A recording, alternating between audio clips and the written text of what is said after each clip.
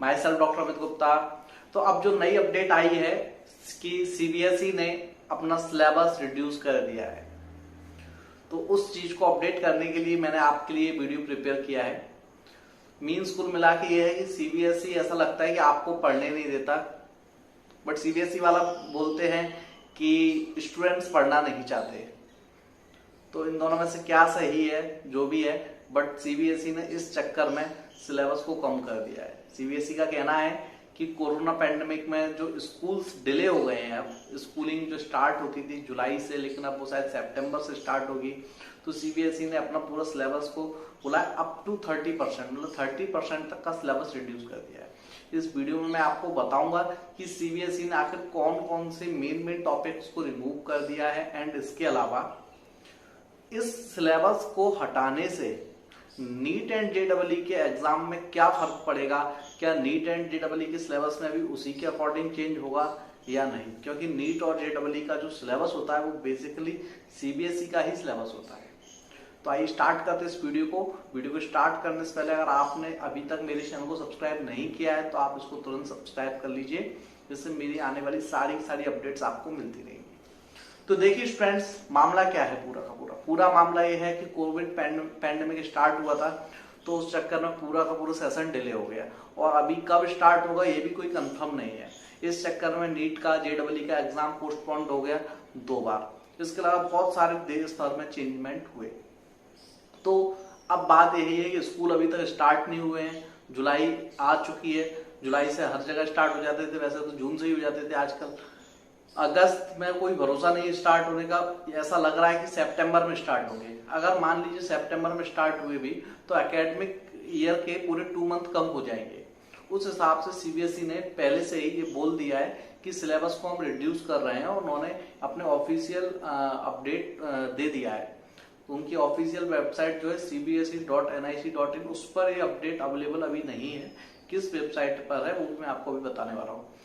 तो जो syllabus reduce हुआ है, उस रिड्यूस होने से नीट एंड जेईई पर क्या असर पड़ने वाला है, तो इस चीज को लेकर बहुत सारे मिथ्स क्रिएट हो चुके हैं। बहुत सारे यूट्यूब पर भी ऐसे वीडियो आ गए हैं और जो बच्चों को बहुत ही ज्यादा डाइवर्ट कर रहे हैं। तो मैं आपको यही बताने वाला हूं कि बेटा बिल्कुल भी डाइवर्ट मत होइएगा, अदरवाइज डॉक्टर और आईआईटी में आप नहीं जाने वाले, लिख लो इस बात को। अगर आप बिल्कुल भी डाइवर्ट हुए सिलेबस कम की बातों को सुन के, तो सिलेबस कम हुआ है ये बिल्कुल सही बात है, सिलेबस कम हुआ है बिल्कुल सही बात है, बट अभी तक सीबीएसई वालों ने और एनटीए वालों ने नीट और जेईई को लेकर इससे रिलेटेड कोई अपडेट नहीं दिया है।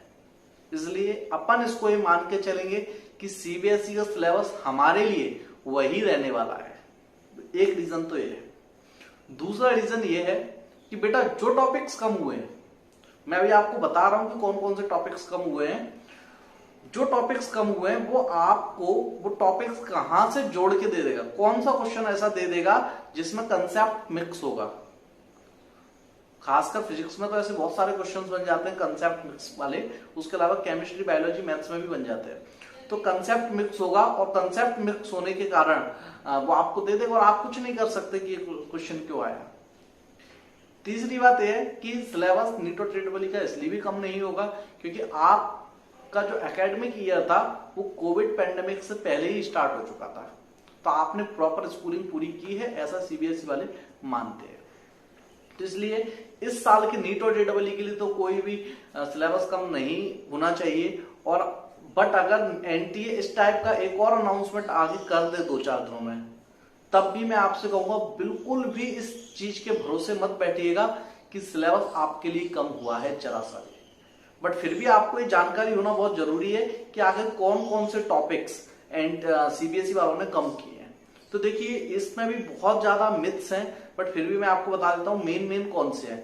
बाकी डिटेल में बताऊंगा तो वीडियो काफी लंबा हो जाएगा, मैं मेन आपको बता देता हूँ। अगर मैं बात करूं सबसे पहले फिजिक्स की, तो फिजिक्स में बेटा जो है 11th की फिजिक्स में बोला जाए तो न्यूटन्स लॉ ऑफ मोशन को कम कर दिया है। न्यूटन्स लॉ ऑफ मोशन मुझे लगता है बहुत बेसिक चैप्टर था, बिल्कुल नहीं कम करना चाहिए था, क्योंकि उसी से ग्रेविटेशन का कंसेप्ट बनता है। फिर वो 12th में जाएगा तो इलेक्ट्रोस्टैटिक्स और मैग्नेटिक फील्ड, और फिर जहां जहां फोर्स आएगा वहां न्यूटन्स लॉ का बहुत बड़ा रोल होता है।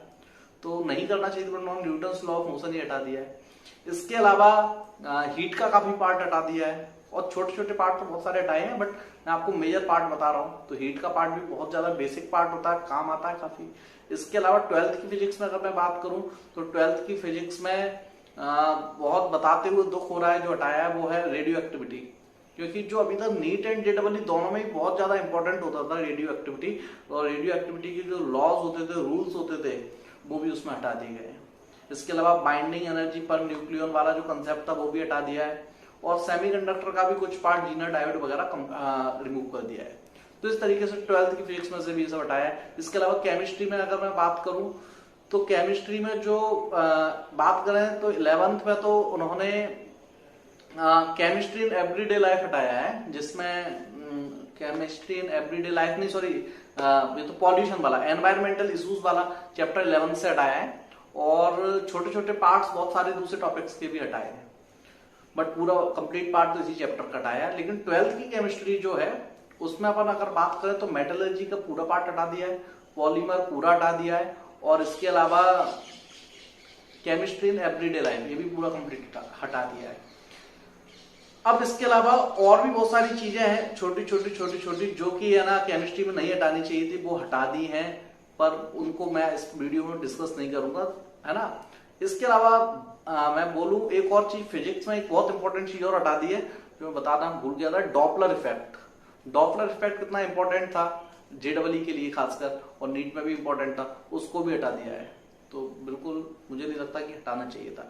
और इसके अलावा बायोलॉजी में मैं आपको बताऊं तो टॉपिक्स कौन कौन से, तो बायोलॉजी के जो टॉपिक्स हैं, बायोलॉजी में मान के चलिए आप 11th की बायोलॉजी में आता है पहले, सबसे पहले तो सारे के सारे चैप्टर्स में कुछ कुछ हटा दिया है, कुछ चैप्टर में कोई चेंजमेंट नहीं किया, अधिकतर में हटा दिया है। लेकिन सबसे पहले बताऊं आपको, जो मॉर्फोलॉजी वाला चैप्टर है उसमें से 3 फैमिलीज दी गई थी, सोलिनेसी दी गई थी, और लिलिएसी दी गई थी, और एक फावेसी दी गई थी, जिसमें पेपिलियोनिटी वगैरह जो मतलब हमारी पल्सेस दाल वगैरह की फैमिली थी, तो फावेसी फैमिली हटा दी है। कितनी इंपॉर्टेंट थी वो। इसके अलावा फ्रूट्स वगैरह का डिस्क्रिप्शन था वो भी हटा दिया, बहुत सारी चीजें हटा दी है ऐसे छोटी छोटी बहुत सारी जगहों से। इसके अलावा डाइजेस्टिव सिस्टम पूरा ही हटा दिया है। 12th की बायोलॉजी में बात करें तो 12th की बायोलॉजी में जो है एक तो आपका सबसे बड़ा जो इकोलॉजी वाला पार्ट है, इकोलॉजी वाले पार्ट में से एनवायरमेंट का पार्ट पूरा हटा दिया है। एनवायरमेंट वाला जो पार्ट हटाया है उस पर तो मुझे बहुत बड़ा ऑब्जेक्शन है। क्यों है? क्योंकि उसमें global warming, green house effect, pollution के टाइप्स और पॉल्यूशन से रिलेटेड कंप्लीट चीजें उन्होंने हटा दी है। और ये चीज जो 11th में थी, केमिस्ट्री की 11th में थी, वहां से भी हटा दी है।